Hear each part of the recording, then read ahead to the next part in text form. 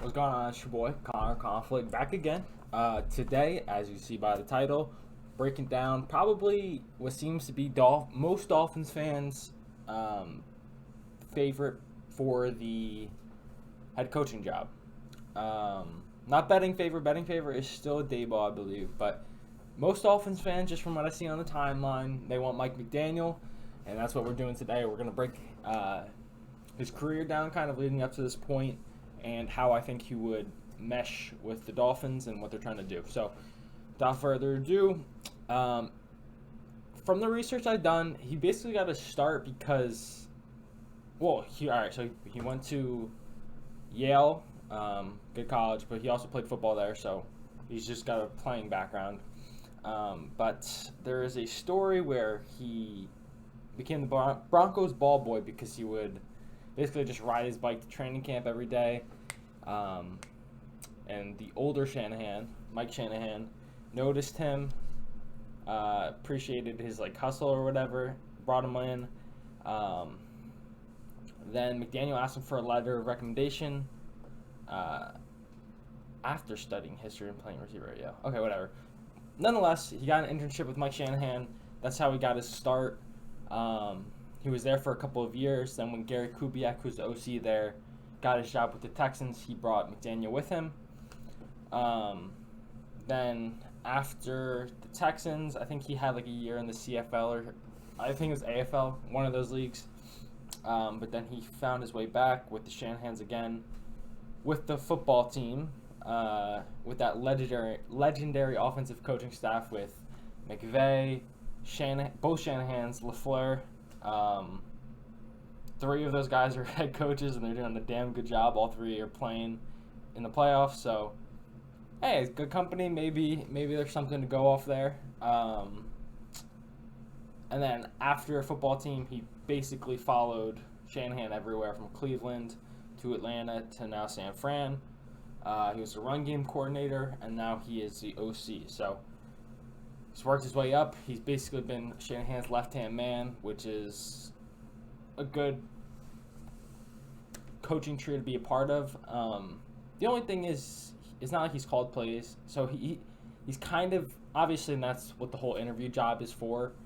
His players speak glowingly of him, as he does not seem to be the most physically imposing, as he liked to mention in his press conference. But you gotta hope that he can translate what Shanahan does to a new team, because he's never done it before, and I'm sure he's capable of it, but you don't know. So it's kind of like there's a risk in the translation from just being an offensive coordinator, not calling the plays, to trying to implement all of that yourself, which, once again, he seems, everyone who's around him seems to think he's a genius, and I'm sure he'd be able to. There's Kyle Juszczyk's a huge fan publicly. So, and even Shanahan, he promoted him to OC to protect him from getting stolen, because as you know, last offseason we did interview him for the OC job. Nice job, Flores. What else do I have? I mean, he's just a funny dude, too.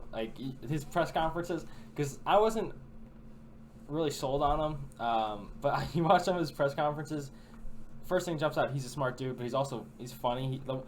It's crazy because I've kind of been trained over these past few years, out of what to expect from coaches in the media, because I just would watch Flores, and he says nothing, and he's very, very quiet and well thought out, in terms of not saying information, whereas they're pretty open and funny with the media. So it was just a interesting thing to watch. Yeah, so he's fifth season with the Niners.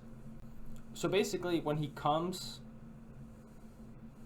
in terms of roster, I think there's just going to be roster turnover on the offense regardless of who comes in, because how poor it's been. But in terms of what he needs for a run scheme, I'm not going to act like I know, but there is important things in terms of athleticism and pulling and whatnot in terms of what he wants to do. But he, especially, there's literally a quote from Juszczyk, he gets the most out of his players. So you'd hope, obviously we need to bring people in through free agency to improve the offensive line, but you'd hope maybe we can see some development from the guys that we have already, whether it's Eichenberg, whether it's Kinley, whether it's Austin Jackson. I'm not saying all three of those guys should be starting or will be starting or will even be on the team. What I'm saying is you'd hope maybe a better offensive coaching staff can maybe get more out of them and maybe live up to their potential. Once again, not saying they will, but you never know. High X's and O's guy, as previously mentioned, you just don't know if he's going to be able to carry that as a play caller, first and foremost, because he hasn't done it. And then, again, he's not necessarily proven as a leader. Like, can he stand in front of a room, lead 53 guys? Can he make the CEO decisions that need to be made as a head coach? Once again, there's nothing to tell you he can't, but there's also nothing telling you he can. So, especially with what Miami's looking for, I do think they're looking for an offensive coach. I just don't know if they're looking for someone. They're looking for someone with more experience, from what I can see from the outside looking in, and he doesn't necessarily fit the bill. But hey, man, if his interview's good, I don't know if he's interviewed already or if he's doing it. I think it's probably scheduled for after their game. I'm not fully sure when their interview is. I don't even know if we've interviewed. We have our interviews lined up, but I don't know if we have completed one. I think day ball is Sunday morning. That's something else I have. So he's got a lack of diverse surroundings in terms of staffs, could limit his potential hires. What I mean by that is he's basically followed Shanahan everywhere, and Shanahan basically, a coach gets hired from Shanahan every year. Last year, Saleh and whatnot. So those coaches, they branch off on their own, and then they take people from them, and then they take people from them, and it just, the staffs keep getting taken. So, like, if we were to hire McDaniel, it's not like he can kind of just steal the 49ers staff. Like, he would have to kind of dig deep and find his own connections, because it's not like he's been with, like, different head coaches, whereas, like, I mean, I guess it's the same thing with Flores. And, I mean, Flores' staffs have been questionable in terms of offense. Defense, he kind of stuck with people he knew, Pat Graham, Boyer, but, I mean, he was willing to spread out a little bit. So I'm sure once again, this is kind of just a reach, like just trying to point out potential flaws. But I'm sure he would be able to hire. That's the thing. You're comfortable in the offense. It's just more comes down to what can you do in terms of a leader. Not proven. Not saying he can't do it once again. So overall, I think he would be a good hire. Like I said, I think he's the Dolphins' favorite. He might be my favorite. He's definitely up there. He's really goofy, and I just get a kick watching his pressers. And I do think this would mean the Dolphins are rocking with Tua, at least for this year. Once again, I think that's just the vibe I get in general.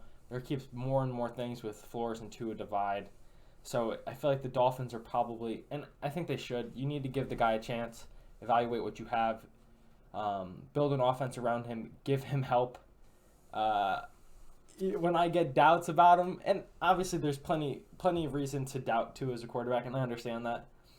He has been far from perfect, and I know that it's a whole different game when it's college NFL, but I just turn on his college highlights. You see him with fucking protection, and like he makes tight window throws. He can throw the ball down the field. Like all my questions get answered when I do that. But once again, it's a whole different league. Just hope that maybe we can hire the right guy to get the most out of the guy, because I'm a big Tua guy. With that being said, this video is over, but drop suggestions down below if you're still watching on what I should make. I think tomorrow I plan on doing a breakdown of Chris Grier's job as a GM, because I think he gets more shit than he deserves. I think I'm done with the coaching videos until maybe the list gets narrowed and becomes more clear who's the candidates. I think I've done like the top 3 guys. So if you have any suggestions for videos, comment down below. Make sure you like the video, subscribe, hit me up on Twitter if you got any questions. Appreciate you guys for watching, and I'll catch you.